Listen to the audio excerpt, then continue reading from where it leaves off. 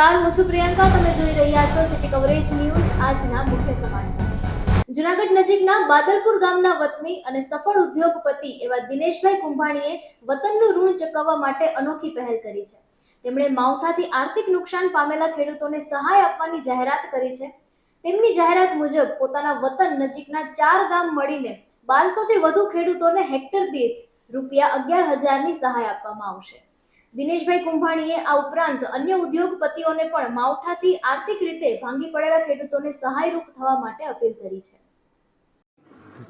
જગતનો તાત એવા ખેડૂતને અત્યારે જે કમોસમી વરસાદની આફત આવી અને આફતને કારણે ઘણું બધું નુકસાન થયું છે. એ નુકસાનની ભરપાઈ થઈ શકે તે માટે મારા માદરે વતન બાદલપુરની સાથે સાથે સાખરાવદર, સેમરાડા અને પ્રભાતપુર આ 4 ગામના જેટલી બી જમીન જે છે એ તમામ ખેડૂતોને હેક્ટર દીઠ ₹11,000 આપવાનો એક સંકલ્પ કર્યો છે. આ સંકલ્પ મા ભગવતી ખોડલની કૃપાથી હું કરી રહ્યો છું.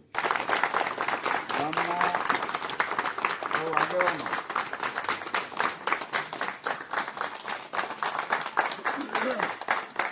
જૂનાગઢ જિલ્લાના વિવિધ પોલીસ સ્ટેશનમાં ફરજ બજાવતા 12 જેટલા પીઆઈની આંતરિક બદલી કરવામાં આવી છે. આ બદલીના ઓર્ડર એસપી સુબોધ ઓડેદરાએ કર્યા છે. વહીવટી સરળતા માટે આ બદલી કરવામાં આવે છે અને બદલી થયેલા પોલીસ ઇન્સ્પેક્ટરને તેમના જણાવેલા સ્થળે પોતાની ફરજ સંભાળી લેવા માટે એસપી સુબોધ ઓડેદરાએ સૂચના પણ આપી છે. ₹10 લાખના ચેક રિટર્નનો કેસ જૂનાગઢના 3જા એડિશનલ ચીફ જ્યુડિશિયલ મેજિસ્ટ્રેટ કોર્ટમાં ચાલી ગયો હતો.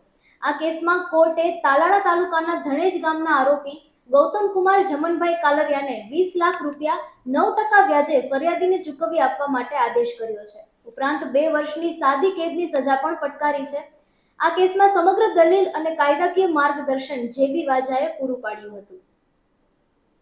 જૂનાગઢમાં આવતીકાલ એટલે 7 નવેમ્બર શુક્રવારથી લઈ 11 નવેમ્બર મંગળવાર સુધી 5 દિવસીય 12મો ગિરનાર મહોત્સવ ઉજવાશે.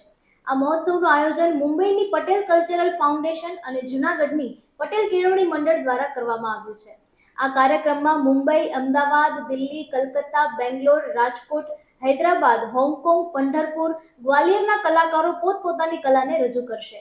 જૂનાગઢની હાઉસિંગ કોલોનીની સામે આવેલ RS કાલરિયા અને MP ભાલોડિયા સ્કૂલના ગ્રાઉન્ડમાં આ કાર્યક્રમ દરરોજ સાંજના 6 વાગ્યાથી રજૂ થશે.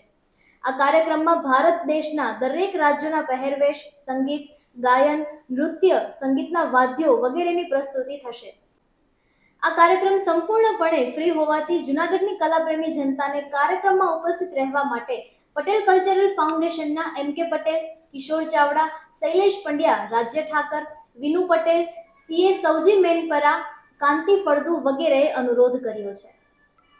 જૂનાગઢના ભવનાથ ખાતે આવેલ ભારતી આશ્રમના લઘુ મહંત મહાદેવ ભારતી બાપુ રવિવારે ગુમ થયા હતા અને બુધવારે મળી આવ્યા છે.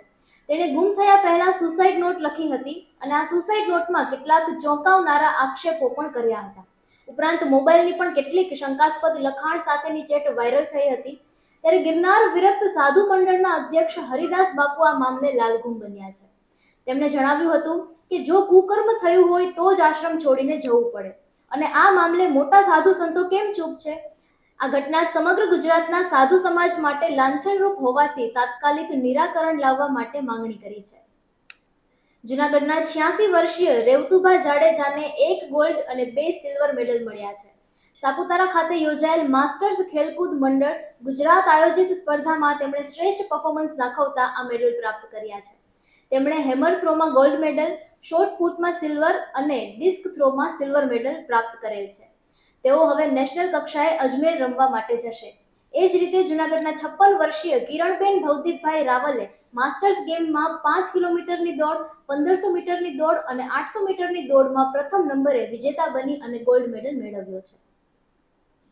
કરોડો ભક્તોની અખંડ આસ્થાના કેન્દ્ર એવા પ્રથમ જ્યોતિર્લિંગ શ્રી સોમનાથ મંદિર ખાતે પ્રતિવર્ષ કાર્તિકી પૂર્ણિમાની મધ્યરાત્રિના 12 કલાકે અદ્ભુત ખગોળીય સંયોગ રચાય છે. જેમાં વર્ષમાં માત્ર એક જ વખત ખાસ કાર્તિકી પૂર્ણિમાની રાત્રિએ ચંદ્રદેવ, શ્રી સોમનાથ મંદિરના શિખર પરનું ત્રિશૂળ, ધ્વજદંડ અને શ્રી સોમનાથ જ્યોતિર્લિંગ એક જ ક્ષિતિજમાં આવે છે.